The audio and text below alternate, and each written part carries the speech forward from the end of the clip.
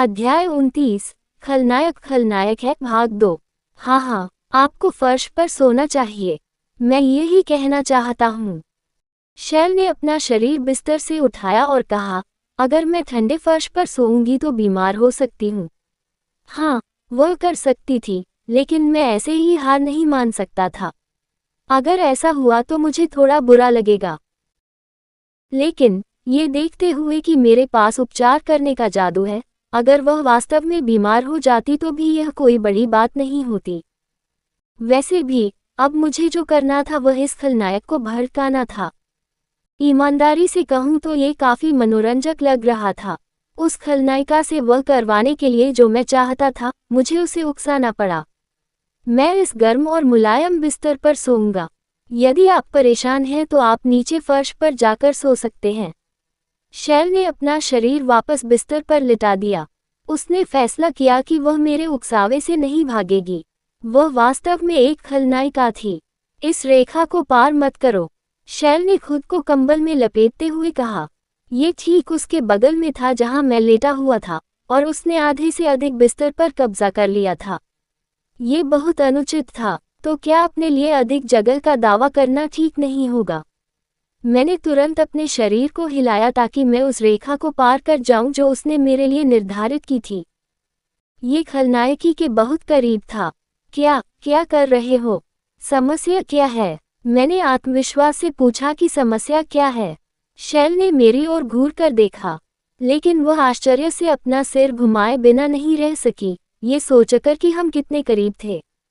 हाँ, ऐसा लग रहा था कि खलनायक ने इस मामले में हार मान ली है।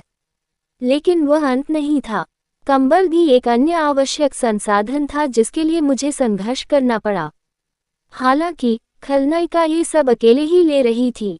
वह खलनायिका वास्तव में एक लालची महिला थी, इसलिए मैंने कंबल का वह हिस्सा खींच लिया जिससे वह खुद को ढक रही थी। इस बार क्या है? क्या मुझे भी अपने आप को कंबल से नहीं ढक लेना चाहिए? तो यह वर्तमान स्थिति थी। शैल और मैं एक ही बिस्तर पर थे, एक दूसरे को एक ही कंबल से ढक रहे थे। अगर किसी ने हमें देखा तो उन्हें लगा कि हम प्रेमी युगल लग रहे हैं। इसके अतिरिक्त हम एक ऐसे जोड़े की तरह लग रहे थे जो एक दूसरे को अपने बारे में सपने देखने के लिए कहते थे। मुझे आशा है कि तुम मेरे सपने में आओगे। हाँ, बिल्कुल वैसा ही। लेकिन कुछ अजीब था। वे प्यारे शब्द ऐसी जगह से आए जो उन्हें बिल्कुल पसंद नहीं आया। ये वो शब्द थे जो उस खलनायिका ने कहे थे। हालांकि शैल ने तुरंत जो शब्द जोड़े वे वास्तव में एक खलनायिका के लिए उपयुक्त शब्द थे। एक सपना जिसमें तुम रो रहे हो क्योंकि मैं तुम्हें परेशान कर रहा था। ऐसा लग रहा था कि शैल सपने में बदला लेना चाहती थी। फिर जैसे उसके मन में एक और विचार आया हो, उसने कहा, ओह, और जब मैं तुम्हें परेशान करूं तो तुम्हें एक सपना देखना चाहिए। हर कोई जानता था कि उसके बाद क्या होगा, तो मैंने भी उससे कहा, तो फिर तुम मुझसे पिटोगे। शैल चुप हो गया। वह हमेशा की तरह मुझे घूरकर नहीं देख रही थी। ऐसा लग रहा था जैसे वह सो रही हो। वह बस बिस्तर पर गई और सो गई। क्या ये बहुत अजीब नहीं था? वैसे उनके सोने का तरीका भी थोड़ा अजीब लग रहा था। वह कुछ गले लगा रही थी। आप किस लिए गले लगा रहे हैं?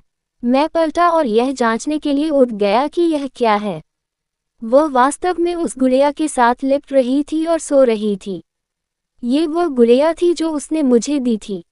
ये वही गुड़िया थी जो मैंने उसकी फटी हुई आंखों को सिलने के बाद उसे वापस दे दी थी, और अब वो उससे लिपट कर सो रही थी। इसके अलावा जब खलनायिका सो गई तो अप्रत्याशित रूप से वह बिल्कुल भी खलनायिका जैसी नहीं लग रही थी। हालांकि जब मैंने उसके चेहरे के भाव देखे तो मैं जोर से हंसने लगा। जब वह सो रही थी तब भी खलनायक के चेहरे पर शिकन थी। मैंने शैल के मुंह का कोना उठाया और उसे मुस्कुरा दिया। जब आप सोते हैं तब भी आपका चेहरा खलनायक जैसा क्यों रहता है? काफी बेहतर। मुस्कुराओ, तिरस्कार नहीं। ये शैल के लिए जितना मैंने सोचा था उससे कहीं अधिक उपयुक्त था। फिलहाल वह बिल्कुल भी खलनायिका जैसी नहीं लग रही थी। तो फिर तुम मुझसे पिटोगे? एरन के शब्दों के जवाब में शैल ने अपनी आंखें बंद कर लीं। वो सोने का नाटक कर रही थी। ऐसा इसलिए था क्योंकि ऐसा लग रहा था कि अगर वह एरन की बातों का जवाब देना जारी रखेगी तो ये कभी खत्म नहीं होगा। हाँ, ऐसा बिल्कुल नहीं था क्योंकि वह नींद में थी। तभी उसे सरसराहट सुनाई दी। यह एरन के बिस्तर से उठने की आवाज़ थी। वह धीरे धीरे शैल के पास पहुंचा। वह ऐसा इसलिए कर रहा था क्योंकि वह ये सुनिश्चित करना चाहता था कि वह सचमुच सो रही है।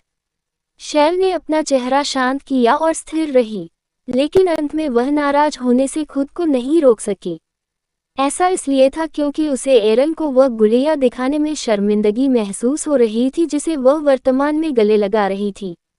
क्या मैं एक बच्चे की तरह नहीं दिखूंगा? लेकिन उसे मुस्कुराना पड़ा। ऐसा इसलिए था क्योंकि एरन ने उसके मुंह का कोना ऊपर उठाया था जो नीचे की ओर था। काफी बेहतर, एरन ने ऐसा कहा। उसने उसकी मुस्कुराहट को देखा और ये शब्द बोले, क्या मेरी मुस्कान सचमुच खूबसूरत है? शैल को पता नहीं था। नहीं, शैल को उसकी मुस्कुराहट के लिए कभी तारीफ नहीं मिली। उन्हें केवल उनके सुंदर चेहरे के लिए ही प्रशंसा मिली। दरअसल ऐसा इसलिए था क्योंकि शैल ने कभी किसी और को अपनी मुस्कान नहीं दिखाई थी। हालांकि शैल को ये जानने का कोई तरीका नहीं था। उसने बस अपने दिल में सोचा, मेरा मंगेतर सचमुच अजीब है। यह उसका अनुमान था। ये सचमुच गलत अनुमान था। कहानी खत्म। अलविदा।